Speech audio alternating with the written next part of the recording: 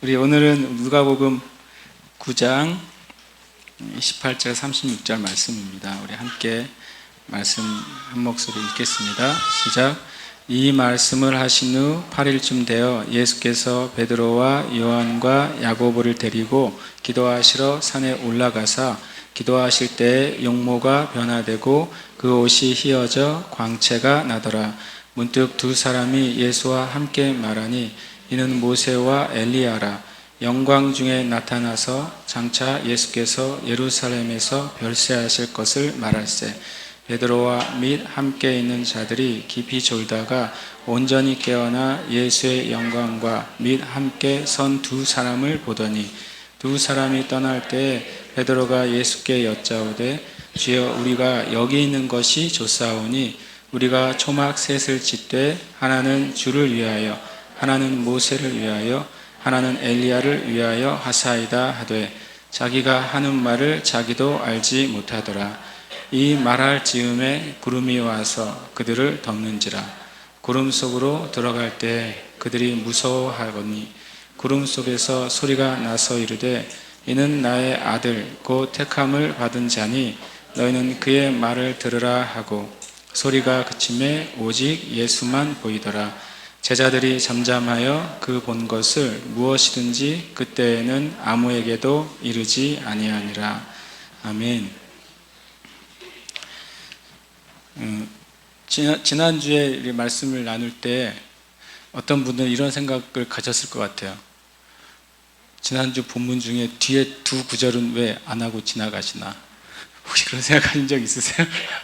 지난주 본문이 그 전 27절까지였는데 실제로 제가 25절, 26절은 나누지를 않고 24절까지만 나누고 이렇게 그냥 딱 잘라먹고 끝났어요. 그래서 다행히 일주일 동안 아무도 나한테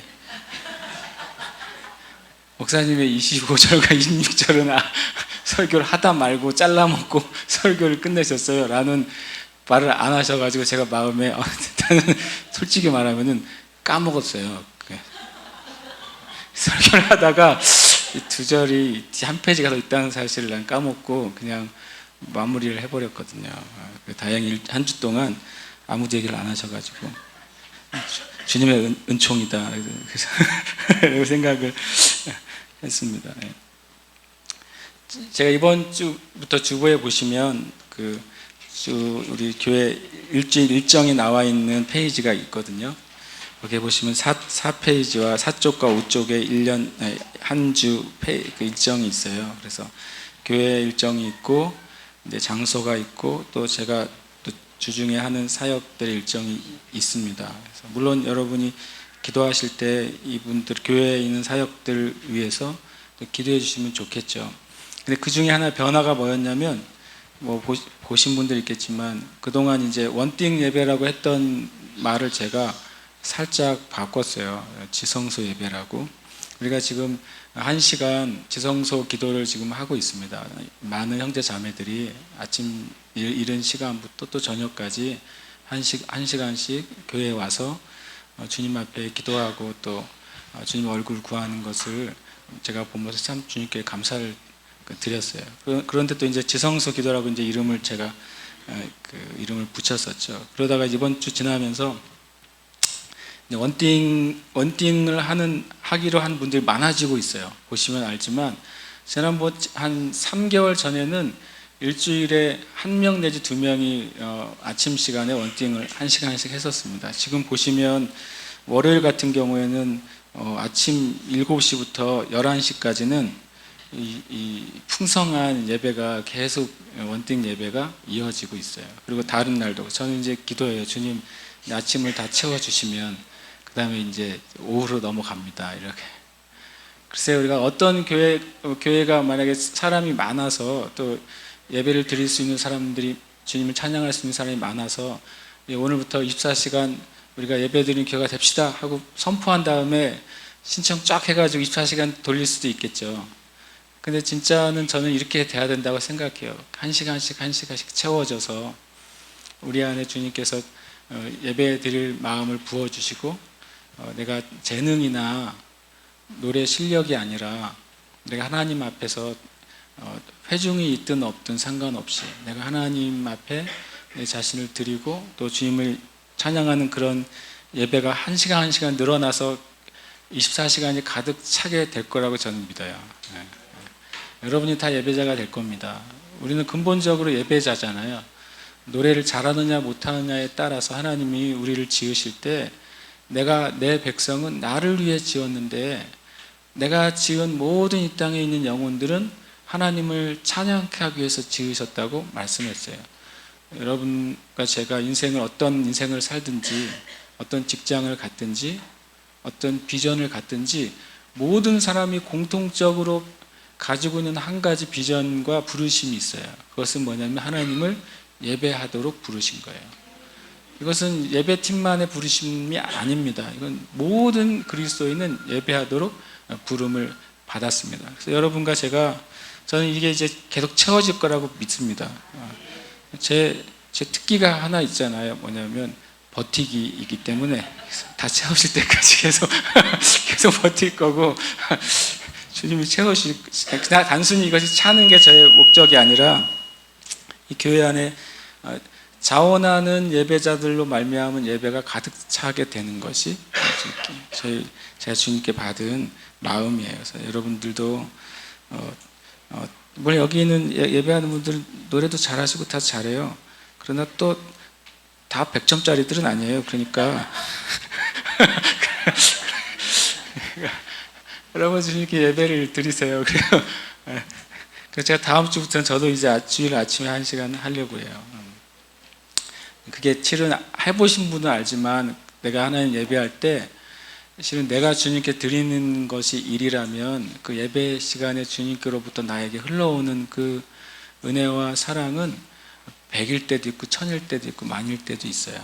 그래서 그것은 어떤 계산할 수 없는 차원의 것이 우리에게 와요. 물론 여러분이 이 앞에서 혼자 예배하는 시간이 아니더라도 여러분의 방에서 주님 앞에 무릎을 꿇고 주님을 예배할 때 아무도 보지 않을 때 주님 앞에 무릎을 꿇고 두 손을 하늘을 향해 들면서 예배할 때 그때 하나님이 부어주신 은혜는 또 우리가 다 설명할 수 없는 것들이 많이 있는 줄 압니다. 여러분 더 용기를 내시고 또 힘을 내시기를 축복합니다. 그래서 제가 왜 지성세 예배, 지성세 기도라고 했는지를 잠깐 나누려고 생각합니다. 우리 아들을 좀 도와주시면 좋겠는데요. 저 앞에서 퍼포먼스를 계속 하고 있어가지고 이것도 좋은데 그래서 우리가 보통 원띵이라고 하는 예배 말씀은 시편 27편에 있는 것을 이제 우리가 붙잡고 있어요. 시편 27편 3절부터 말씀을 보시면 이렇게 되어 있습니다. 군대가 나를 대적하여 진칠지라도 내 마음이 두렵지 아니하며 전쟁이 일어나 나를 치려 할지라도 나는 여전히 태연하리로다. 군대와 많은 사람들이 지금 예수님이 아니라 다윗을 진치고 죽이려고 하고 있는 상황, 그런 상황의 다음 절이 27편 4절이 이렇게 되어 있어요. 내가 여호와께 바라는 한 가지 일 그것을 구하리니. 이 다윗이 자기를 죽이려고 모든 사람들이 모여 있을 때 다윗이 주님께 고백하는 거예요. 내가 여호와께 바라는 한 가지 일, 그것이 원띵이죠, 영어로. 그것을 구하리니 곧 내가 평생에 여호와의 집에 살면서 여호와의 아름다움을 바라보며 그의 성전에서 사모하는 그것이라. 그러니까 우리가 원띵 예배라고 말할 때 그 원띵이라는 말이 나온 이 구절이 시편 27편 4절인데요. 혹시 안 되나요? 이게요? PPT가? 제가 드렸는데 그걸 좀 띄워주시면 좋겠어요. 계속. 그거는 거기서 이제 뭐냐면 내가 많은 사람이 나를 진짜할지라 나는 오직 주님을 예배하고 주님을 구하는 한 가지 일에 내 마음을 쏟겠다고 한 고백이죠. 그 바로 다음 절에도 그것에 대해서 말씀하고 있어요. 27편 5절에 보면 여호와께서 환난 날에 나를 그의 초막 속에 비밀히 지키시고 그의 장막 은밀한 곳에 나를 숨기시며 높은 바위 위에 두시리로다. 그러니까 원띵이란 이 구절이 있는 앞뒤 구절이 어떤 상황이냐, 마치 샌드위치처럼 위에는 전쟁과 죽음이 나를 향해 달려오고 있어요. 그 원띵의 밑에는 뭐라고 되어 있냐면 환난 날, 그리고 내가 어려움 당하는 그 상황이 있어요. 마치 샌드위치의 두 개의 빵처럼 그 사이에서 그 위아래로 나를 전쟁과 압박과 죽음과 환란이 나에게 있을 때 그 사이에서 나는 뭘 하겠다는 거예요? 오로지 한 가지 일만 구하겠다는 거예요. 난 하나님의 임재와 하나님을 사랑하고 하나님 예배하는 것만 하겠습니다. 이것이 다윗의 고백이고, 이 땅을 살아가는 예수 그리스도를 믿는 사람들의 실은 고백이 돼야 되죠. 내가 앞에도 나에게 도전이 있고 뒤에 도전이 있을 때 예수 믿는 사람들 어떻게 고백해야 돼요? 도저히 나의 상황 가운데는 무엇이 열려지지 않을 때라도 우리는 난 한 가지 일이야. 주님을 사랑하고 내가 주님의 그 전 안에서 주님을 예배하는 것이 내 삶의 기쁨이 되게 하겠다는 거죠. 우리가 아는 것처럼 다윗이 그렇게 할 때 다윗은 전쟁으로부터도 승리했고 다윗을 죽이려고 하는 적들로부터도 벗어났고 그 인생 가운데 있었던 수많은 환난과 도전 가운데 온전히 승리한 왕이 됐어요. 하나님께 온전한 인정을 받았던 유일한 왕이에요. 다윗의 삶에도 죄도 있었고 문제도 있었어요. 그런데도 불구하고 다윗은 하나님께 온전히 인정받은 유일한 사람이에요. 모든 왕들에 대해서 뭐라고 말하냐면 너희들이 마음이 다윗과 같지 않았다. 늘 그래요. 다윗이 기준이에요. 이스라엘과 유다의 모든 왕들을 평가하는 기준이 됐던 사람이 다윗입니다. 다윗의 그 심령 안에 이것이 있었던 거죠. 주님께 난 한 가지만 구하겠다는 거죠. 군대를 물리쳐 주세요도 구한 게 아니에요. 내 생명을 살려주세요도 구한 게 아니에요. 이 모든 환난의 상을 바꿔주세요 구한 게 아니라 다윗이 구한 것은 내 일평생에 난 주님을 바라보고 주님을 사모하며 예배하게 하는 것이 나에게 필요합니다. 난 이것을 구합니다. 이렇게 말한 것이죠. 이것이 원띵 예배라고 이제 불려지는 전 세계적인 어떤 하나님이 주신 좋은 흐름이죠. 이것이 원띵의 이제 메시지예요. 근데 제가 이제 그 좋은 말을 빼고 왜 지성소 기도, 지성소 예배란 말을 하게 됐냐면 이것을 제가 이제 원띵 예배를 자주 드리면서 그리고 우리가 그동안 한 2010년부터 시작했으니까 한 타임이라도 시작을 그때 했단 말이죠. 2010년 제 기억에는 6월인가부터 시작했던 것 같아요. 그래서 계속 그것이 어떤 형태로든지 이어졌고 이제는 저희가 평일 원띵 예배도 있지만 또 이제 우리가 절기 때마다 또 24시간 예배도 드리게 됐잖아요. 그러면서 제가 주님 앞에 주님 우리가 그 다윗으로부터 흘러온 기름 부음 안에서 예배드리는 것 너무 좋습니다.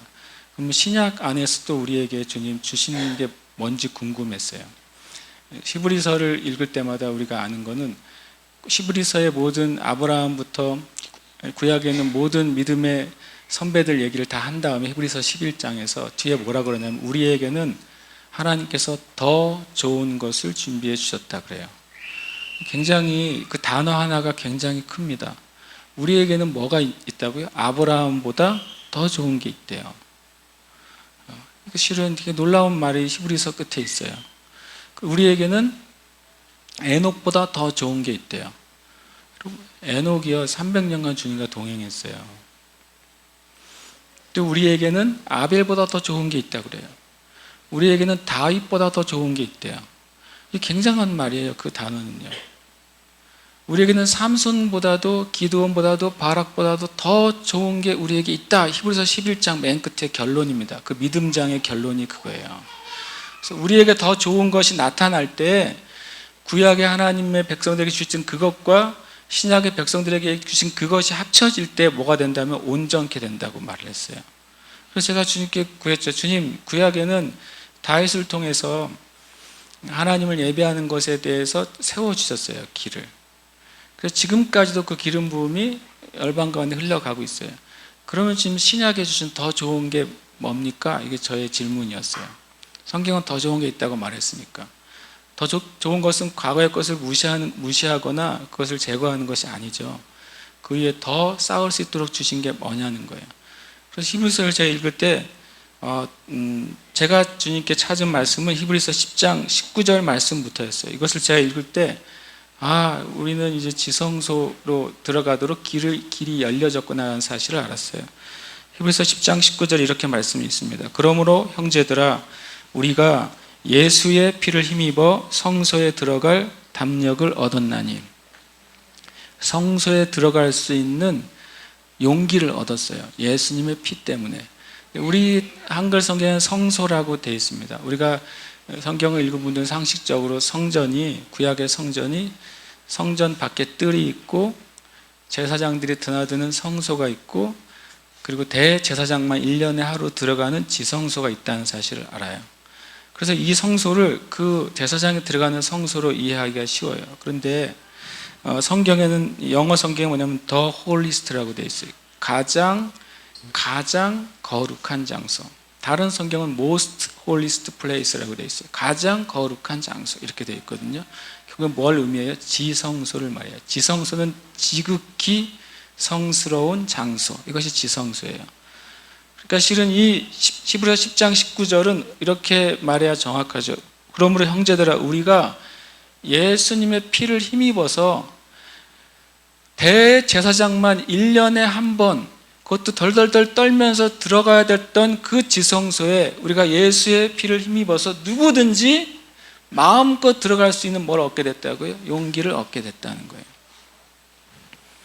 그래서 우리 누구든지 예수 믿는 사람들은 과거에는 이스라엘 백성 중에 단 한 명만 들어갈 수 있는 장소를 모든 그리스도인들이 예수님의 피로 말미암아서 마음대로 들어갈 수 있는 권리를 얻었다는 거죠.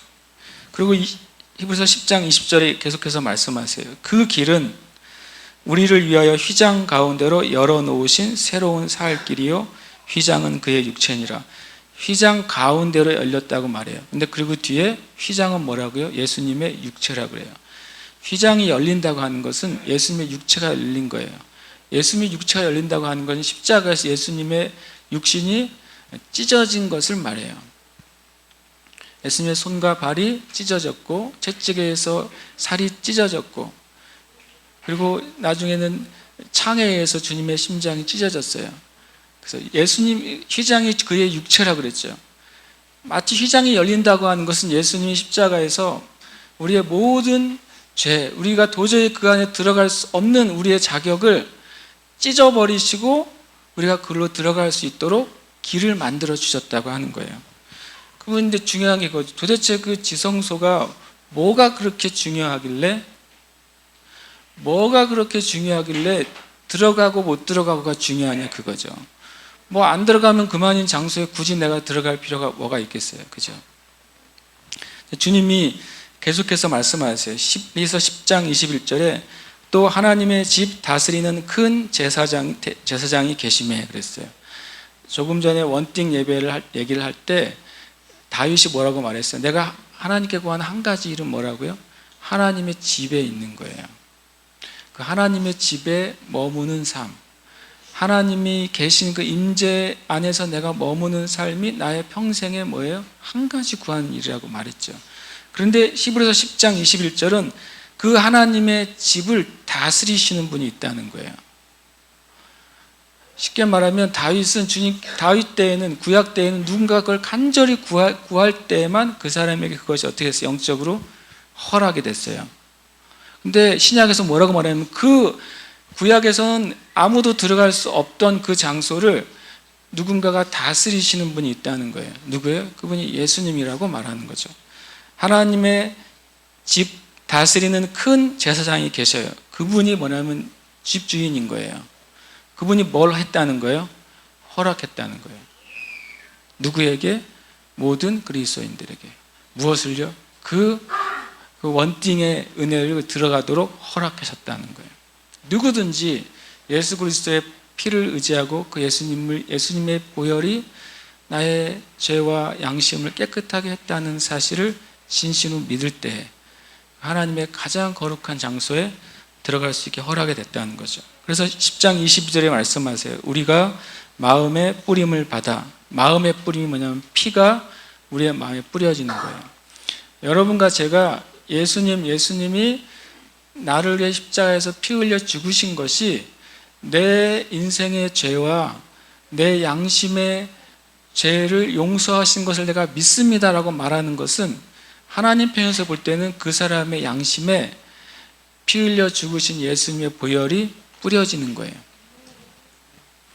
우리가 마음의 뿌림을 받아 악한 양심으로부터 벗어나고 몸은 맑은 물로 씻음을 받았으니 참 마음과 온전한 믿음으로 하나님께 나아가자. 예수님의 보혈에 씻어주신 은혜는 우리의 양심을 깨끗하게 해주신다 그러고요, 그다음에 몸을 깨끗하게 해주신다 그래요. 그것은 뭐냐면 우리의 심령과 우리의 행위가 거룩하게 되는 은혜는 예수님의 보혈을 믿음으로써 이루어진다고 말씀하고 있는 거예요. 그럼 보좌 안에 뭐가 있는가 하는 거죠. 그 거룩한 지성소 안에 뭐가 있는가? 거기에는 아주 단순하게는 하나님이 계세요.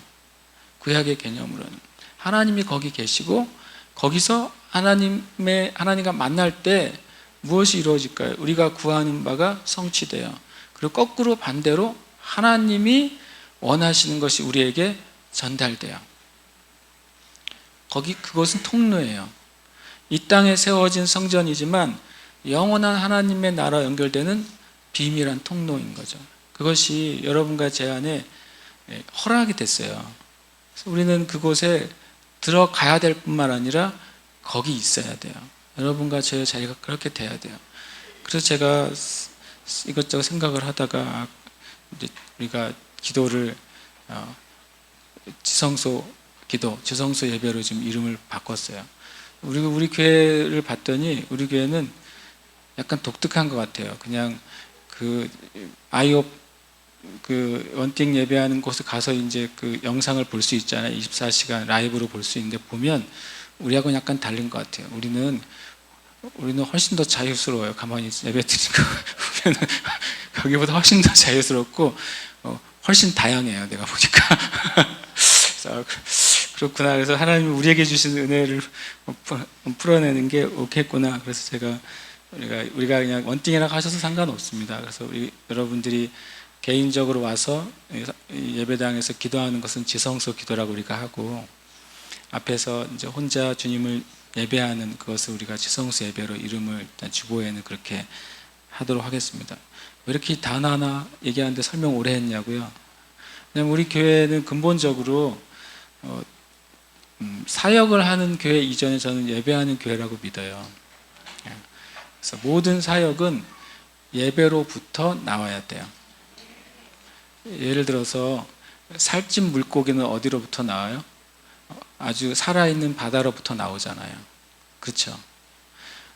그것처럼 우리 교회의 모든 열매들은 바다로부터 나와야 돼요. 우리 교회 안에 전체 모든 형제 자매들이 예배 안에서 살아있는 예배로부터 하나님이 거기서 사역을 건져내셔야 돼요. 거기서부터 나오지 않는 사역은 가짜예요. 모조품입니다. 하나님으로부터 온 것이 아니기 때문에 그 사역이 아무리 화려해도, 그 사역이 아무리 사람들의 주목을 받을지라도 그것은 하나님과 하등의 관계가 없어요. 그래서 여러분 한 사람 한 사람 자신이 예배자라는 사실을 기억하세요. 내가 뭐 기타를 못 쳐도 뭐 건반을 못 해도 상관없어요. 우리는 예배자인 것입니다. 아멘. 그래서 우리가 그걸 붙잡기를 축복합니다. 어제 그 아름다운 교회에서 요셉 슐라 목사님 세미나가 있었잖아요. 2시간짜리 세미나인데 실은 미국말 한 번 하고 한국말 한 번 하고 해야 되니까 결국에는 1시간짜리 세미나 아니에요. 결국엔. 그러다 중간에 또 통역하시는 분이 좀 헤매면 또 줄어드니까 실제로 1시간이 안 되는 세미나죠. 그래서 요셉 슐라 목사님 전에도 제가 한두 번 이제 메시지 들었고, 내일은 어제 주제가 갑자기 바뀌어가지고 조금 당황스럽긴 했지만, 어제 제가 들으면서 되게 잔잔하게 말씀하셨는데 이 말씀을 나누고 싶었어요. 거기에 많은 목사님들이 와 있었거든요. 그때 실은 굉장히 도발적인 한 줄을 말씀을 하셨는데 도발을 받으셨는지 모르겠어요. 무슨 도발을 하셨냐면 이렇게 말씀했어요. 우리가 교회를 가야 되는 이유를 얘기했는데요. 뭐라고 하냐면 전통이 교회를 가야 되는 이유가 아니라 그랬어요. 그러니까 할아버지도 이 교회 나오고 부모님도 이 교회 나왔으니까 난 이 교회 다닌다. 실은 그래서 당신이 그 교회를 나가야 됩니다. 그거는 교회 나가는 이유가 아니라고 말했어요. 실은 굉장히 강한 말이에요. 기존의 이 땅의 교회들에게는 굉장히 목사님들이 들을 때는 굉장히 큰 도전일 수도 있어요. 그러면서 거기까지도 도전인데 그 다음에 더 심한 말을 했어요. 그래서 나도 그 어저께 오셨던 목사님들이 무슨 생각을 했을까 나 궁금해요. 무슨 말 하는지 아세요? 교회에 나가야 되는데 계산해보고 나가라고 그랬어요. 계산을 해보고 교회를 나가라. 이게 유대인 랍비였다가 목사님 된 분이 한 말이에요. 그게 유대 사람들이 항상 그렇게 한대요. 계산해 본대요. 그래서 다윗의 말을 예를 들었어요. 사무엘상 17장 26절에 다윗이 곁에 서 있는 사람에게 말하여 이르되 이 블레셋 사람이 골리앗이죠. 이 블레셋 사람을 죽여 이스라엘의 치욕을 제거하는 사람에게는 어떠한 대우를 하겠느냐. 여기저기 물어보고 다녀요. 이 사람을 죽이면 뭘 얻을 수 있지? 이렇게 되는 거죠. 우리 식으로 하면 어떻게 그런 질문을 하고 다녀요. 그렇죠? 내가 10명 전도하면 목사님 뭐 줄 거예요? 이런 거하고 똑같잖아요. 실제로 어떤 교회들은 몇 명 전도하면 금메달 주고 몇 명 은메달 주고 그런 교회도 있어요. 근데 그런 차원이 아니라 뭐냐면 이것이 바른 태도라고 말했어요. 근데 이것은 예수님이 하신 말씀이에요. 예수님이 누가복음 14장 28절 우리가 좀 몇 달 지나면 거기까지 가겠죠. 이렇게 말씀하셨어요. 14장 28 너희 중에 누가 망대를 세우고자 할진대 자기의 가진 것이 준공하기까지 족할는지 먼저 앉아 그 비용을 계산하지 아니하겠느냐. 계산해야 된다고 그랬어요. 그렇게 하지 아니하여 그 기초만 쌓고 능히 이루지 못하면 보는 자가 다 비웃어 이르되 이 사람이 공사를 시작하고 능히 이루지 못하였다 하리라 그랬어요. 그리고 뒤에 뭐라고 말했는지 아세요? 이와 같이 나를 따르는 자가 내 제자다 그랬어요. 굉장히 재미있는 표현이죠. 그리고 이분이 이제 도발을 한 것 같아요. 목사님들만 있었기에 다행이지 거기에 이 교회를 다닐까 말까 고민하는 성도가 있었으면 굉장히 고민했을 것 같아요. 굉장히 제가 그 얘기를 들으면서 감사했어요. 성경에서 유대인은 예수님 당시까지만 해도 가장 율법적인 사람들이잖아요. 가장 종교적인 사람들이잖아요. 하나님 예수님께서 그것을 깨시려고 계속 하나님 나라를 선포하시잖아요. 그런데 정통 유대인이면서 랍비이면서 목사님이 된 요셉 술라 목사님 입에서 그런 예수님이 깨길 원했던 장로들의 전통을 깬 말을 한 것에 난 주님께 되게 감사했어요. 주님 감사합니다. 우리가 교회를 나가는 이유는 계산해 봐야 돼요. 여러분 계산해 보고 오셨어요? 그 계산이 뭐예요? 진정한 가치가 있느냐는 거예요. 여러분과 제가 일요일 날 아침 이 11시에 와서 예배 드리는 것과 여러분이 친구랑 놀러 가거나 부모님을 섬기는 것이나 아니면 봉사활동을 가는 것이나 아니면 집에서 피곤하고 힘들어 죽겠는데 한번 편하게 자서 내 몸에 힘을 더 준 것이나 어떤 게 유익인지 계산해보라는 거예요. 진짜 주님께 나와서 예배 드리는 것이 그 다른 어떤 것보다도 더 큰 내 인생과 영원한 삶과 영적인 것에 가치가 있다고 믿는다면 목숨을 걸어야죠. 그게 제자의 삶이라고 나중에 누가복음 14장에서 말씀을 하시거든요. 계산해봐라. 네가 나를 위해 모든 것을 다 버리는 게 그게 진짜 영원한 이익인지 계산해보고 나를 따르라는 거예요. 그냥 무턱대고 내가 병자를 고치니까 나를 따르지 말고 내가 죽은 자를 살리니까 나를 따르지 말고 심지어는 음식이 없는데도 무제한적으로 공급해 주니까 나를 따르지 말고 귀신을 쫓아주니까 나를 따르지 말고 너희 있는 것을 다 쏟아 부어도 그것이 진짜 영원한 유익이라고 계산이 되면 내 제자가 되라고 주님이 그러세요. 제가 어제 이제 메시지를 들으면서 물론 그 다음에 제가 혼자 이제 생각해 본 거긴 하지만 되게 감사했어요. 그냥 감사가 있었어요. 주님 감사합니다. 이 세대에 예수님을 믿게 된 그 메시아닉 주들 안에 과거에 주님이 책망하셨던 그 종교의 영이 깨어지고 있는 것에 대해서 너무 감사했어요. 근데 정작 이 땅에 있는 그리스도인들, 유대인들을 향해서 너희들은 주님을 죽였다고 그동안 수도 없이 많이 욕해왔던 이 땅의 그리스도인들은 그 종교와 율법으로부터 벗어났는가? 정말 우리 자신에게 되돌아봐야죠. 다음 주에 계산해 보시고 못 보실 분이 있으면 안 되는데 일주일 동안 많이 계산을 한 다음에 문자가 오는 거 아니에요? 계산해 봤더니 목사님 나는 그러지 않기를 기도해야지. 네, 누가복음 9장 26절, 27절에 보면 이런 말씀이 있어요. 누구든지 나와 내 말을 부끄러워하면 인자도 자기와 아버지와 거룩한 천사들의 영광으로 올 때에 그 사람을 부끄러워하리라. 부끄러워한다는 건 뭐냐면 실제로 부끄러워한다는 건데 이것이 성격상 내성적에서 부끄러워한다는 의미가 아니에요. 그렇죠? 또 성격적으로 외향적이어서 막 예수님 얘기하고 다닌다는 의미가 아니에요. 그러면 성격적으로 내성적이어서 예수님 얘기를 잘 못하는 사람이 있어요. 전도를 하지만 적극적으로 잘 못하는 사람들이 있어요. 저희가 어제 디모데 토요일 날 아침에 성경 공부할 때 그런 얘기 했어요. 이렇게 많은 주변에 나만 예수 믿고 다 예수 믿지 않은 환경에 대한 이야기가 나왔는데 대부분 이제 적극적으로 하기가 어렵잖아요. 그래서 제가 제 친구 얘기를 들었어요. 전혀 반대의 경우도 있다. 내 친구는 굉장히 다혈질이었는데 누가 교회 욕을 하거나 목사님 욕을 하거나 예수님 욕을 하면 가서 팼어요. 그래서 걔 주변에는 도저히 교회 욕을 할 수가 없어요. 죽도록 맞아야 되니까. 이런 경우도 있다. 내가 그랬어요. 그 사람 스타일이잖아요. 그게 전도가 안 됐겠죠. 전도가 됐겠어요? 어떻게 걔 마음 안에는 감히 예수님을 욕해, 교회를 욕해, 우리 목사님 욕해, 그러면 이제 가면 걔한테 이제 체대 준비를 하고 있었거든요, 걔가. 그래서 아주 육체적으로 아주 강한 애였기 때문에. 근데 더 놀라운 건 나중에 그 친구가 목사가 됐다는 거죠. 설마 목회를 그렇게 하진 않겠죠.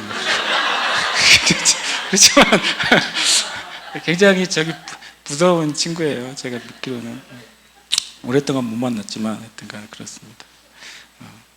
이 부끄러움은 뭐냐면 그런 제가 말하는 그러면 말을 잘 못하는 사람은 이렇게 되는 것이냐 그런 게 아니에요. 성품이 말하는 게 아니라 예수님과 그분의 진리에 대해서 내 마음으로부터 어떤 태도를 갖고 있느냐 하는 거예요.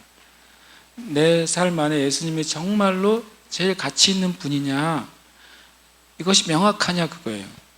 성경에 있는 말씀이 정말 진리인 것이 내 안에 명확하냐 그거예요. 그것이 부끄러워하지 않는 거예요.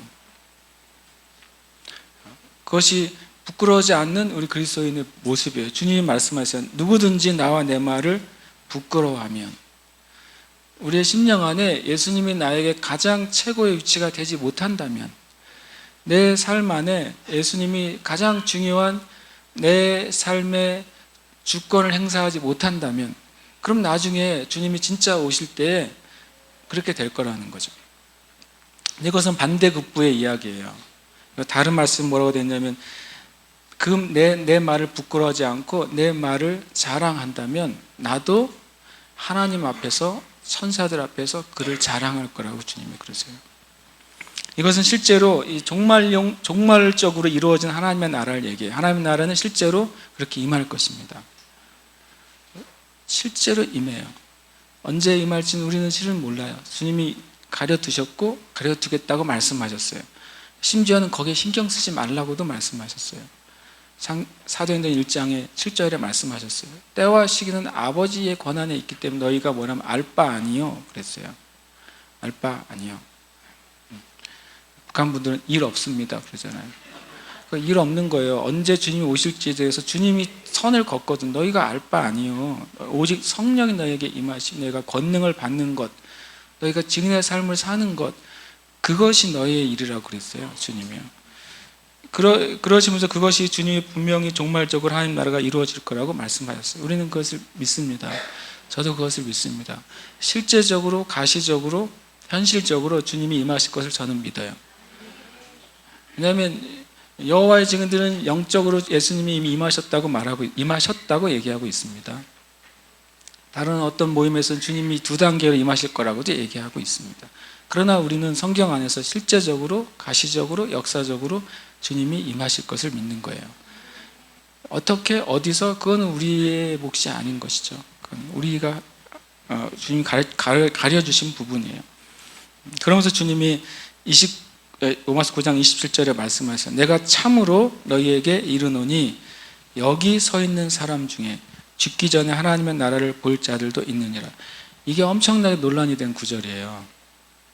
이 구절 때문에 논란이 됐어요. 무슨 논란이 됐냐면, 도대체 그러면 주님이 말씀하셨잖아요. 말씀하신 건 성취돼야 되죠. 그러면 하나님의 나라가 언제 왔죠? 이렇게 되는 거예요. 그러면 예수님의 제자들 중에 누구는 계속 살아있어야 되네요, 지금. 이렇게 극단적인 질문하는 사람도 있어요. 그러면 어떤 경우에는 그러면 사도행전 1장의 사건이 하나님의 나라를 보게 된 사건이냐, 아니면 바로 뒤에 오늘 말씀에 이 변화산 사건이 하나님의 나라를 보는 사건이냐, 아니면 또 다음 뒤에 예를 들어서 사도 요한이 본 계시록의 그 환상 하나님의 나라 것이 하나님의 나라를 보는 사건이냐, 이것 가지고 신학자들도 굉장히 말이 많아요. 뭐가 이 말씀이 뜻하는 바가 무엇이냐. 저는 여러분이 아시면 전 단순하잖아요. 그래가지고 단순하게 읽었어요. 그래서 여기 있는 사람 중에, 맞네, 여기 있는 사람이니까 일단 제자들이에요. 제자들 중에 몇 명을 의미하죠. 몇 명 중에 죽기 전에란 말이 굉장히 우리에게 다가오는 말이잖아요. 죽기 전에. 뭐냐면 너희들이 죽기 전에란 말은 실은 원래 의미가 보니까 너희가 육체로 있을 때 이거예요.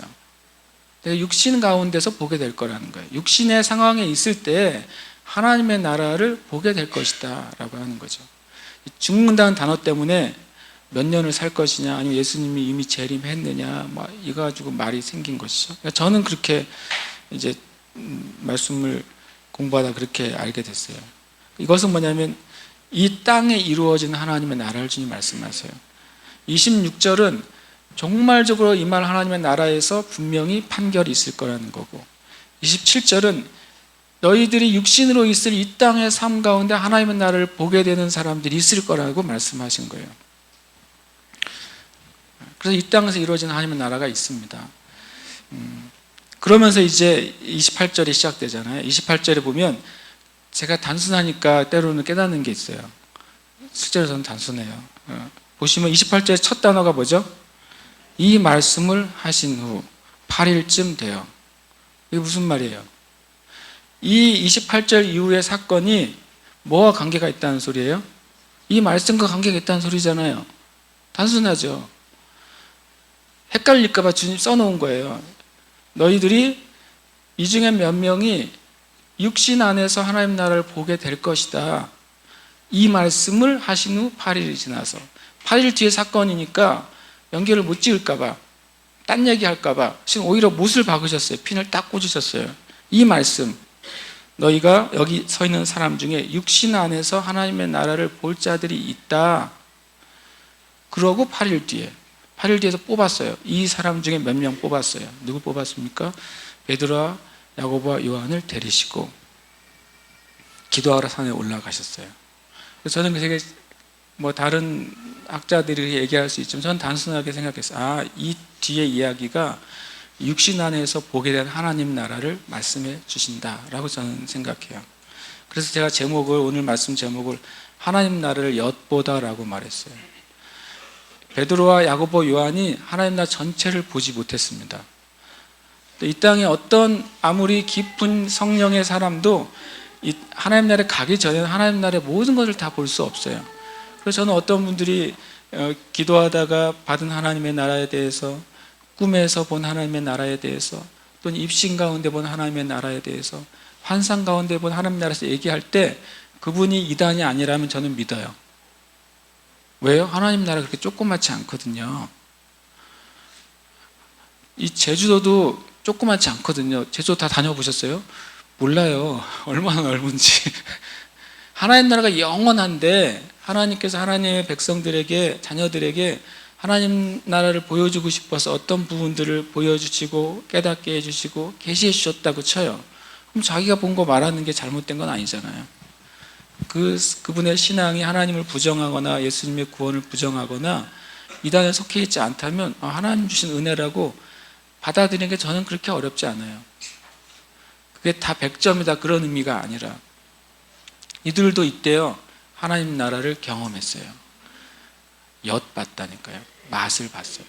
그래서 제가 제목을 하나님 나라를 엿본다고 했어요. 근데 이것은 이 베드로와 야고보와 요한에게만 해당된 것이 아니에요. 예수님 나중에 이렇게 말씀하셨어요. 하나님 외에는 나를 아는 자가 없고 하나님에 의해서 계시를 받는 자인 나를 아는 자가 없다 그랬어요. 그러면 하나님이 나를 사랑하는 사람은 내가 그를 사랑해서 나에게 그를 나타내겠다고 요한복음에 말씀하세요. 저는 베드로와 야고보와 요한이 예수님께서 그 세 명을 데리고 산에 올라가셔서 하나님 나라를 맛보게 해주신 것처럼 나중에 그 세 명이 초대교회의 가장 중요한 기둥과 같은 하나님의 사람들을 사용하셨어요. 다 주님의 나라를 자신의 삶을 전체를 드렸단 말이에요.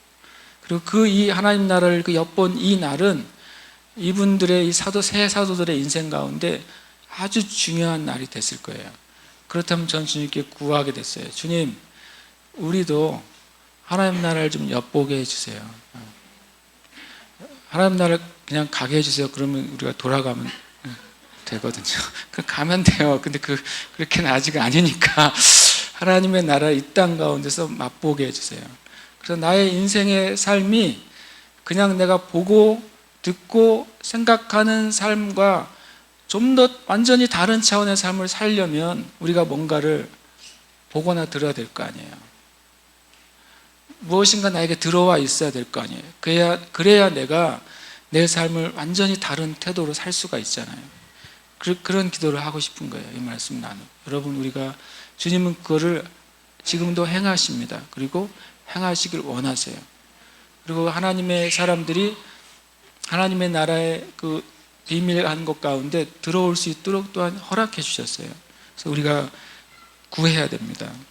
산에 올라가셨어요. 근데 제가 이걸 보다가 막 웃었어요. 왜냐하면 32절 때문에 웃었어요. 베드로와 및 함께 있는 자들이 어떻게 됐다고요? 깊이 졸다가. 이분들이 이렇게 하니까 나중에 주님 돌아가시기 전날 밤에도 졸았어요.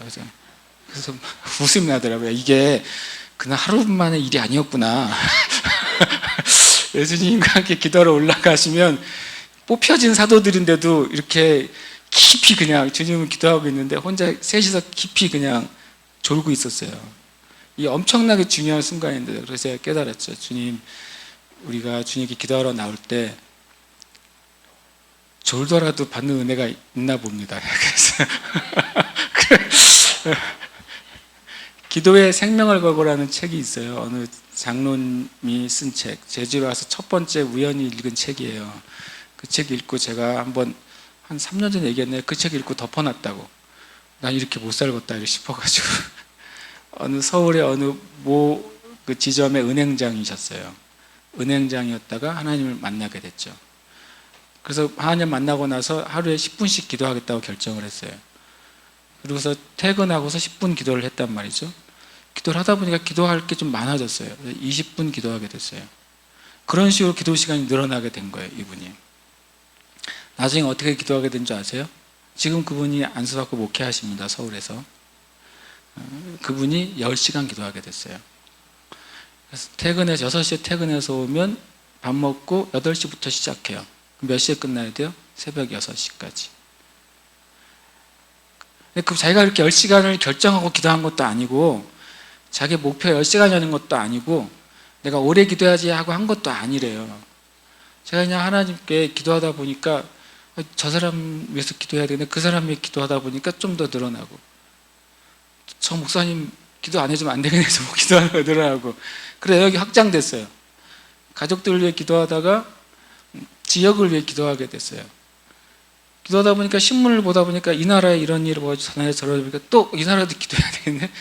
이제 열방으로 확장되기 시작했고, 주님이 그분이 이런 표현을 했어요. 꼭 주님이 자기에게 어떤 하늘의 영역을 열어주실 때가 언제냐면 새벽 2, 3시더래요. 자기가 졸고 있을 때. 그 얘기 하려고 제가 한 거예요. 비몽사몽간에 내가 기도를 하고 있는 건지 졸고 있는 건지 내가 제정신으로 말할 건지 모르겠는 그 타임, 2, 3시 사람이 약간 맛이 가는 타이밍, 그때 주님이 자기를 방문하실 때가 되게 여러 번 있었다고 그러더라고요. 다시 졸아서가 아니라 그분이 기도하다가 주님의 은혜가 주어진 타이밍이었겠죠. 저를 보면서 어쨌든 이 제자들이 주님과 함께 기도하러 갔고, 그들의 영이 온전히 주님 앞에 아직 성숙하지 못했기 때문에 주님의 기도를 다 따라갈 수가 없었죠. 이건 밤이었다고 저는 생각해요. 밤이었고 주님 밤에 기도하러 가셨기 때문에 주님의 기도 습관이 밤이 맞도록 기도하시고 새벽 미명에 기도하셨기 때문에 당연히 밤이죠. 그래서 그들이 졸기 시작하는 거죠. 그래서 처음엔 이걸 읽다가 막 웃었어요. 그래, 나에게도 소망이 있구나 이렇게 생각하면서 웃었고, 아멘 해주셔서 감사하네. 이런 상황이었어요. 예수님은 같이 기도하러 가셨고 주님은 따로 떨어져서 기도하고 계셨어요. 제자들은 졸고 있었어요. 그때 주님에게 변화가 일어났는데 기도하실 때 먼저 주님의 얼굴이 변하기 시작했어요. 얼굴에 일어난 변화가 어디까지 변화됐다고요? 옷이 변화됐어요. 성경에 있는 어떤 그림들은 일종의 영적인 심볼이 돼요. 여러분 시편에 이 말씀 아세요? 아론의 수염에 흐른 기름이 어디까지 내려간다고요? 옷깃까지 내려간다 그랬어요. 아론이 안수를 받을 때, 대제사장으로 안수를 받을 때 머리에 모세가 기름을 부었단 말이에요. 기름이 머리에 부어져서 이제는 눈, 코, 입, 귀를 타고 내려와서 어디에 흘러가요? 수염으로 흘러가는 것이죠. 그래서 얼굴에 기름이 가득 찬 상태가 아론의 수염에 기름이 흐른 상태예요. 그것으로 끝나지 않고 그것이 어디를 타고 흘러가요? 계속 몸을 타고 흘러가요. 목과 가슴과 두 팔과 흘러가서 옷깃은 뭐예요? 그때 대사장의 옷은 땅에 닿는 옷이잖아요. 맨 밑에 옷깃까지 기름이 다 흘러가고 기름으로 흠뻑 젖은 거예요. 제가 전에 그 말씀을 묵상할 때 주님이 그랬어요. 이것이 나의 영이 임할 때 일어나는 순서라고 그러셨어요. 주님의 기름 부음이 우리에게 임하면 첫 번째 우리의 사고방식이 바뀝니다. 우리가 옳다고 생각했는데 그것이 죄라면 성령님 임하시면 그것이 죄라는 생각을 가지게 해주세요. 세상은 다 아니라고 말하지만 성경에서는 이것이 옳다고 말하는 것이 있다면 성령님 우리에게 기름 부으실 때 우리가 하나님의 은혜 가운데 들어갈 때 나의 사고방식과 가치관이 변해져요. 그것이 머리부터 흘러내려요. 그 다음부터 뭐가 바뀌어요? 눈을 보는 눈과 듣는 것과 말하는 것에 변화가 일어나요. 여러분과 제가 하나님을 정말 만나게 되면 내가 어떤 드라마를 보고 앉아 있어야 되는지 아닌지 알게 될 거예요. 만약에 그걸 구분이 안 된다면 하나님 은혜가 눈까지 안 내려왔어요. 아직. 내가 뭘 보지 않아야 되는지 구별하지 못한다면 어떻게 진정한 그리스도인이겠어요? 어떤 말을 들어야 되는지 듣지 않아야 되는지 구별하지 못한다면 어떻게 진정한 그리스도인이겠어요? 무슨 말을 해야 되는지 알아야 되는지 모른다면 어떻게 그게 진정한 그리스도인이겠어요? 물론 한 번에 그렇게 되지는 않습니다. 그러나 변하기 시작하는 거예요. 하나님의 기름 부음은 은사나 능력을 떠나서 우리의 영혼의 변화예요. 보고 듣고 말하는 것이 변해집니다. 그 다음에 기름은 계속 가슴을 타고 내려오면서 우리의 원하는 것, 우리의 소망, 나의 인생의 비전, 나의 꿈들이 바뀌어져요. 하나님의 것으로 바뀌어져요. 다 목사가 되라는 게 아니고 다 선교사가 되라는 게 아니라 하나님은 나에게 해주신 내 삶 안에서의 진정한 목적이 하나님을 향해서 바뀌는 거예요. 배를 타고 내려가요. 배는 성경에 항상 뭘 말하냐? 우리의 욕망의 자리예요. 우리의 육신의 욕구와 정욕과 우리 하고자 하는 의지의 자리가 배예요. 그 배가 바뀌어져요. 그래서 계속 흘러내려가서 발끝까지 내려가는 거예요. 예수님이 기도하실 때 그러셨어요. 예수님 기도하실 때 처음에 어떻게 했다가 얼굴이 빛으로 가득 차셨어요. 하나님을 만날 때. 그 만난 것이 내부로부터 들어오는 게 너무나도 강력하니까 이제는 뭐예요? 입고 계신 옷까지도 바뀌게 됐어요. 그것이 예수님에게 일어난 일이에요. 다른 성경은 뭐라고 되어 있냐면 예수님이 마가복음 9장 3절에는 이렇게 표현하고 있어요. 예수님의 영광을 그 옷이 광채가 나며 세상에서 빨래하는 자가 그렇게 희게 할 수 없을 만큼 매우 희어졌더라 이렇게 되어 있어요. 단순히 이 옷의 색깔이 변한 게 아니라 하나님의 영광이 하나님의 보좌에 있던 그것이 예수님으로부터 예수님께 내려진 것이죠. 하나님의 나라가 내려온 거예요. 그것을 누가 봤어요? 제자들이 눈으로 봤어요. 주님이 말씀하셨잖아요. 이 여기 있는 사람 몇 명 중에 죽기 전에 하나님의 나라를 뭐로? 눈으로 볼 자들이 있다고 그랬어요. 하나님 나라의 영광을 실제적으로 이 땅 가운데서 실제로 봤어요, 3명은. 그렇게 성경은 우리에게 기록해 주고 있는 거예요. 그런데 문득 두 사람이 예수와 함께 말하기 시작하는 것이라고 말했어요. 하나님의 예수님이 얼굴이 변하시고 몸이 완전히 하나님 나라의 영광으로 내려오셨을 때, 그때 그 영광 안에서 모세와 엘리야가 함께 하나님의 보좌로부터 내려왔습니다. 그래서 그들이 예수님과 얘기를 하게 됐어요. 31절에 보면 영광 중에 나타나서 장차 예수께서 예루살렘에서 별세하실 것을 말하세. 한글 성경에는 별세하실 것만 얘기하고 있어요. 예루살렘에서 죽으실 것이다. 그러나 영어 성경이나 원어에는 두 가지 이야기가 나와 있어요. 모세와 두 사람, 여기서는 이름이 안 나오죠. 여기서는 31절까지 영광이 나타나서 장차 예수께서 예루살렘에서 별세하실 것을 말하고 플러스 뭐가 되어 있냐면 예루살렘에서 예수님이 성취하실 것에 대해서 말했다고 되어 있어요. 두 가지예요. 예수님께서 예루살렘에서 죽으실 것과 성취하실 것에 대해서 말했다 되어 있어요. 그래서 이 성취가 중요해요. 예루살렘에서 어떤 사건이 일어나죠? 십자가의 죽으심과 부활 사건이 일어나요. 거기서는 두 가지가 있어요. 예수님이 죽으시기만 한 게 아니에요. 예루살렘에서 일어난 일은 죽으시기만 한 게 아니라 살아나신 일도 일어났어요. 그래서 주님이 죽으실 것과 주님이 부활하시면서 성취하실 것을 나눴어요. 원래 그 의미를 잘 살펴봤더니 예수님이 별세하실 것에 대해서는 엘리야와 모세의 입을 통해 말해진 것 같고, 그 다음에 예수님이 성취하실 것은 예수님이 말한 것처럼 보여지는 문장이 있어요. 이 토크어바웃 했다고요, 셋이서. 이때는 사람 이름이 안 나와요. 왜 안 나올까요? 왜요? 졸고 있었어요. 뭔가 얘기를 하고 있는데 졸고 있다니까요, 깊이. 그 다음에 이름이 나와요. 그죠? 네. 일단 30절에 모세와 엘리야가 나오죠. 죄송해요. 문득 두 사람이 예수와 함께 말하니 이는 모세와 엘리야라. 그들이 말하지만 베드로와 요한이 그 내용을 다 알지는 못해요. 나중에 알게 됩니다. 그런데 제가 이제 질문을 하게 됐어요. 하필이면 왜 모세와 엘리야냐는 거죠.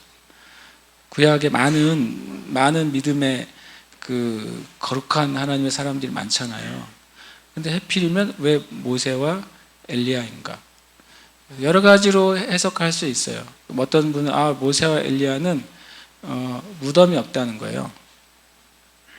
모세의 무덤을 천사가 감춰놨잖아요. 모세가 우상화될 것을 하나님께서 막기 위해서 모세의 무덤이 없어요. 그 다음에 누구도 무덤이 없어요? 엘리야도 무덤이 없어요. 또 그리고 굳이 본다면, 그래서 그 설은 저는 옳지 않다고 생각하는 게, 에녹도 무덤이 없잖아요. 그렇죠? 그래서 그거는 아니다. 무덤이 없는 두 사람이어서 예수님도 무덤이 없을 것이다 라고 이런 멋있는 해석을 하는 분도 있어요. 나름 멋있는 것 같아요. 근데 에녹도 무덤이 없기 때문에 그거는 아니다. 그러면 왜 모세와 엘리야가 예수님과 함께 만났을까? 그것을 좀 알 수 있는 구절의 하나가 이 요한복음 1장 14절에 예수님의 영광에 대해서 이렇게 말씀하세요. 요한복음 1장 14절에 말씀이 육신이 되어 우리 가운데 거하심에 우리가 그의 뭘 보니? 영광을 보니 라고 되어 있어요. 영광을 보니까 이 땅에 성육신하신 예수님에게 나타난 영광을 보니까 두 가지가 있대요. 아버지의 독생자의 영광인데 그것이 뭐라고요?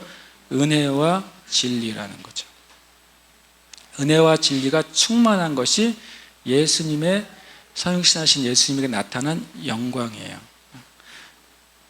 그래서요, 구약에서 이 은혜와 진리의 대표주자가 내려온 것입니다. 모세는 진리사역, 말씀사역, 율법의 대표자예요. 엘리야는 은혜의 사역, 하나님의 성령님의 사역, 권능의 사역의 대표자예요.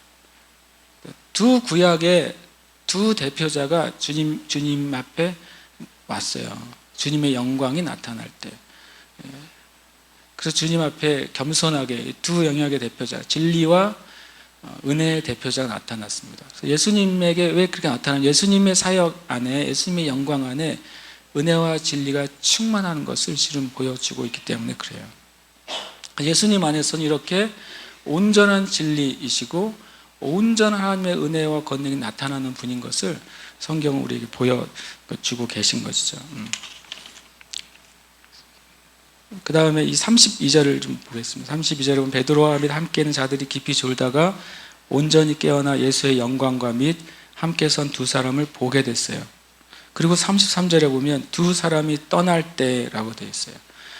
셋이 함께 있는 놀라운 장면을 보게 되는데 그 둘이 다시 하나님의 나라로 올려져 가는 것을 보게 됐습니다. 떠날 때, 엘리야와 모세가 떠날 때 하늘로부터 하나님의 음성이 들려옵니다. 그때 주님이 죄송해요. 제가 순서를 거꾸로 갔어요. 두 사람 떠날 때 베드로가 예수께 여짜요. 뭐라고 여짰습니까? 주여 여기 있는 것이 좋사오니 만일 마태복음 17장 4절에는 이런 표현이 들어있어요. 만일 주님께서 원하신다면 우리가 초막 셋을 짓되 하나는 주를 위하여 하나는 모세를 위하여 하나는 엘리야를 위하여 하사이다 하되 자기가 하는 말을 자기도 알지 못하더라. 이게 얼마나 황당한 거예요. 지금 어떨 때 하고 있어요? 둘이 떠날 때. 그럼 베드로의 심정은 뭐라는 거예요? 뭐요? 떠나지 않게 하고 싶은 거죠. 베드로의 심정 안에는 그렇게 유대인들이 흠모하던 대상이 모세와 엘리야거든요. 또 회당 안에 지금도 모세의 의자가 있어요. 모세가 안독된 의자가 있고 그 모세의 의자라고 명명된 곳에 그날 말씀을 전하는 사람이 앉아서 말씀을 전합니다. 그리고 또 회당 바깥에는 어떤 절기 때에는 또 의자 하나를 놔요. 그게 엘리야의 의자예요. 이 엘리야의 의자로 이름 붙여요. 그래서 주님이 엘리야가 다시 올 거라고 그랬으니까 이 뒤에 보면 엘리야가 언제 와야 됩니까? 라고 마가복음과 마태복음 말하거든요. 엘리야의 의자도 있어요. 그러니까 유대인들에게 모세와 엘리야는 엄청 사모가 되는 두 인물이란 말이죠. 그러니까 두 명이 나타났잖아요. 베드로의 심정은 뭐예요? 진짜 드디어 모세의 의자, 엘리야의 의자에 앉을 두 분이 나타나니까 같이 있고 싶은 것이죠. 그래서 이 모세를 위하여, 엘리야를 위하여, 예수님을 위해서 짓겠다. 여기까지는 모세가 나름 예수님의 레벨을 모세와 엘리야와 같은 레벨로 봤나 봐요. 같이 짓겠다 그러잖아요. 아직 베드로가 잘 몰라요. 그런 생각 안 됐어요. 예수님을 말이야 이 모세와 엘리야의 수준으로 생각하네. 이 당시에는 베드로가 그랬던 것이죠. 그때 주님이 하나님의 음성이 들려요. 뭐냐면 유대인들은 모세의 율법을 따라 살아갑니다. 그리고 다시 엘리야가 나타나서 하나님이 살아계심을 보여주게 되기를 간절히 원합니다. 근데 하나님 뭐라고 말씀하신 거예요? 모세도 아니다, 엘리야도 아니다. 그리고 주님이 뭐라고 말씀하세요? 구름 속에 소리가 날 때 이는 예수님은 나의 아들 곧 택함을 받은 자니 너희는 모세의 말이 아니라 엘리야의 말이 아니라 누구의 말을 들으라고요? 바로 예수님의 말을 들으라고 주님이 하나님께서 말씀하시는 거예요. 율법도 아니고 어떤 나타나는 권능도 아니에요. 온전한 진리이신 예수님의 말을 들으라고 하나님께서 계시해 주신 거예요. 이게 이제 이 주님이 하신 말씀이죠. 중간에 35절 말씀을 좀 나누면 34절 말씀이요. 이 말할 즈음에 구름이 와서 그들을 덮는지라 구름 속으로 들어갈 때 그들이 무서워하더니. 중세에 아주 유명한 경건서적이 하나 있어요. 무지의 구름이라는 경건서적이 있습니다. 무지의 구름 찾아보시면 요즘은 출판이 됐어요. 전에 제가 출판이 안 됐을 때 어떤 분 걸 빌려가지고 복사를 해서 읽은 적이 있어요. 무지의 구름의 이 배경은 딱 요 문장이에요. 이 말할 즈음에 구름이 와서 그들을 덮는지라. 재밌죠? 이들이 지금 베드로가 이 상황도 잘 몰라요. 그리고 예수님에 대해서 잘 모르면서 무지해요. 예수님을 엘리야나 모세 수준으로 생각하고 있어요. 그때 주님이 구름으로 덮어주세요. 한편으로는 그들을 가려주시기도 하고 그 무지를 가려주시기도 하고 한편은 그 무지 안에서 뭘 듣게 돼요? 하나님의 계시를 듣게도 하시고 나중에 그 구름이 거쳐질 때는 누구만 남게 돼요? 예수님만 남게 돼서 주님께 집중하도록 도와주는 거죠. 그래서 우리의 삶 가운데 그 무지의 구름 안으로 들어가는 걸 사모하라는 거예요. 내가 모르는 게 있잖아요, 하나님의 나라에 대해서. 근데 주님을 사모할 때 주님 우리를 덮어주세요. 그리고 그 덮어주신 것 안에서 우리는 주님의 뜻을 듣게 돼요. 그것이 싹 지나간 다음에 누군만 보이게 돼요? 예수님만 보이게 돼요. 여러분과 제가 진짜 하나님의 영광과 은혜를 만났다고 하는 증거라면 뭐라면요, 예수님만 보게 되는 거예요. 다른 어떤 것이 아니라 예수님만 보게 되면 여러분과 제가 진짜 하나님의 임재를 경험했구나라고 알게 되는 거죠. 그 외에 다른 것이 보이기 시작한다면 우리는 무지의 구름을 통과하지 않은 거죠. 이 표현이 이렇게 돼 있어요. 재밌는 표현인데, 구름이 와서 그들을 덮는지라라고 돼 있죠. 그들이 가만히 있어요. 그렇죠? 구름이 와서 깜깜한 밤인데도 또 구름이 덮어요. 근데 그 다음 표현은 뭐라고 되어 있습니까? 구름 속으로 들어갈 때. 이 표현이 재밌는 게, 그들은 가만히 있는데 첫 번째 상황은 구름이 몰려오는 것을 보여줬어요. 한라산 꼭대기 올라가면 그런 거 보셨죠? 보신 적 있어요? 한라산 제가 올라갔을 때 제가 한 5번 올라갔나요? 위에는. 그때 한 번은 구름 안에 들어갔던 적이 딱 한 번 있어요. 진짜 구름이 확 한라산 그 백록담을 덮는데 순간적으로 제가 구름 속에 들어가더라고요. 근데 바람이 빠르니까 한 5분, 10분 안에 구름이 싹 지나갔는데요. 제가 그런 느낌이 들었어요. 그건 낮에 제가 본 것이고, 밤에 있을 때 구름이 자기를 덮을 때 구름이 와서 날 덮은 것이죠. 근데 표현은 뭘로 돼 있어요? 그들이 구름 속으로 들어갔다고 돼 있어요. 이게 어떤 것에 대한 표현이냐면, 우리가 하나님 나라를 체험하는 것에서 설명해 주는 거예요. 실제로 이 땅 가운데 우리가 있습니다. 기도합니다. 또는 예배해요. 하나님을 간절히 찾아요. 그럴 때 구름이 덮는 것처럼 하나님의 영역이 우리에게 임하는 거예요. 근데 우리로서는 어떻게 경험되는 거예요? 우리가 하나님 나라 안으로 들어가는 것으로 경험이 되는 거예요. 그것을 바울이 뭐라고 그랬습니까? 내가 몸 안에 있는지 몸 밖에 있는지 모르겠다고 말했어요. 현상적으로는 하나님의 나라가 우리에게 임하는 것이지만, 우리가 느끼는 실제적으로는 우리가 하나님의 나라 안으로, 영역 안으로 들어가게 돼 있어요. 그래서 실제로 들어가는 것이죠. 그러나 현상적으로는 임하는 거예요. 여러분, 우리가 이 땅에서 예배할 때 이것을 구해야 돼요. 여러분, 우리가 주일 같이 예배 드릴 때 간절히 구하십시오. 주님의 영광으로 정말 임해 주세요. 우리가 주님 나라에 들어가게 해주세요. 그것이 걷어진 다음에 뭐가 걷어졌을까요? 그들이 예수님에 대해 잘못 알고 있던 것이 걷어졌고, 두려움이 걷어졌고, 우리 안에 연약함이 걷어질 거예요. 그리고 누구만 남게 돼요? 오직 예수님만 남게 되는 거예요. 하나님께서 그런 식으로 이 땅의 교회 안에 있는 것들을 제거하세요. 영광 안으로 들어가게 하시고, 빠져나올 때는 그것이 하나님 나라에 속하지 않은 것들은 제거되고, 우리는 예수님만 바라보게 됩니다. 그러면서 주님이 하나님이 하신 말씀을만 좀 나누고 오늘 좀 마쳤으면 좋겠습니다. 하나님 말씀하세요.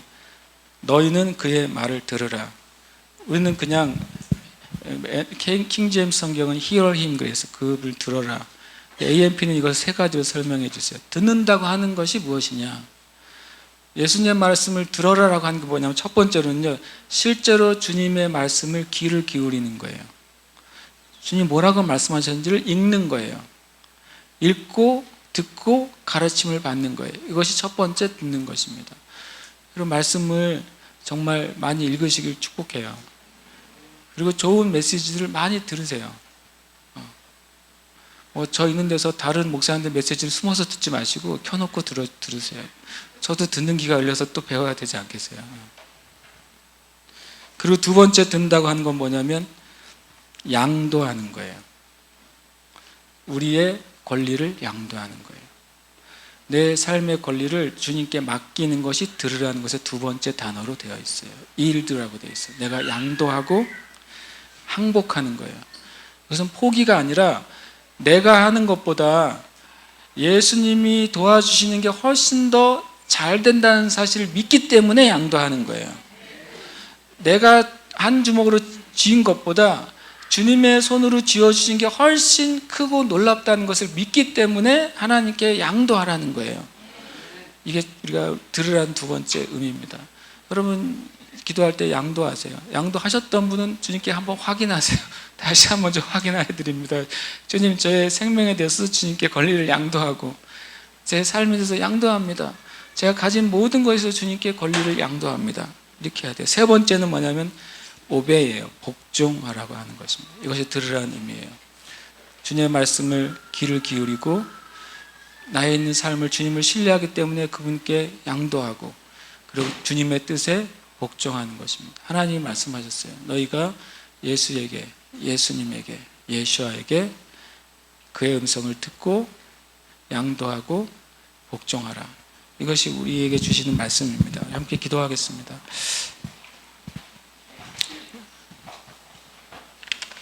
제가 많은 이야기를 오늘도 했는데요. 주님께서 여러분의 주신 말씀 가지고 나눴으면 좋겠어요. 저 안에 이제 갈망이 있어요. 저도 예수님 믿으면서 하나님의 은혜를 이런 모양 저런 모양으로 경험했죠. 또 제가 주님께 기도하면서 어떤 부분에는 제가 하나님의 어떤 은혜로운 것들을 체험하기도 했어요.